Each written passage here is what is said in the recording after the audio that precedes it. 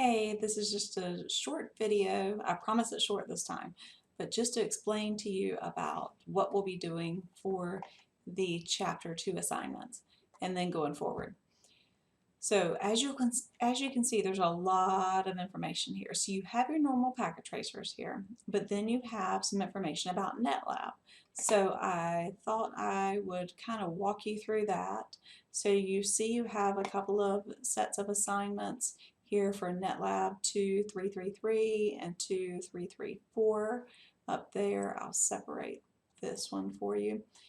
But with these will be simulating using our lab equipment. Now, in the classroom, we have students actually cable different devices such as routers and switches, but obviously we can't do that with it being online, and I know you guys don't have access to that at home, so this is where Netlab comes in. This will completely simulate it.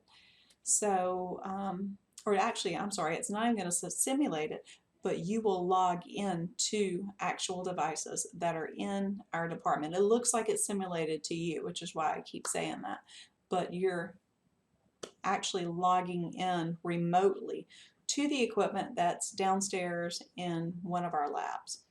So let me show you what you're going to do. So you have some instructions here. So if you click the instructions, they open in Microsoft Word, and these should be step by step to walk you through exactly what you're going to do. So you'll go to the login page, and then you're going to do your username and password, and that is your PCC username. I gave you an example of mine. So this is my address. It's the scallen290 at my.pcc.edu. So if I were logging in, I would log in with my username as scallen290. My password is password01.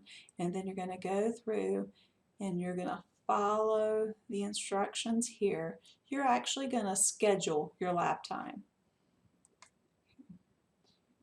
And you're going to schedule that for a particular classroom, and when you get to this point, you'll be able to actually click and start working with your lab because you'll be able to enter it here.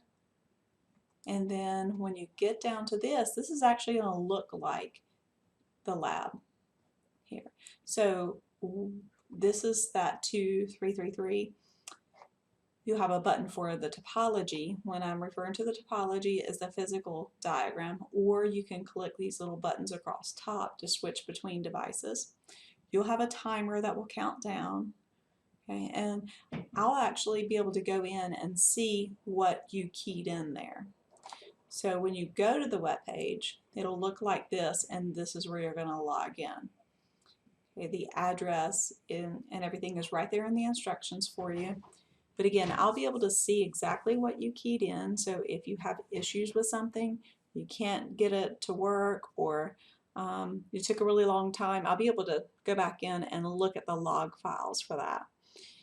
So you'll still submit the instruction file that asks questions. You'll still submit that in the link for the Cisco Academy. So I'm going to go back to our page here.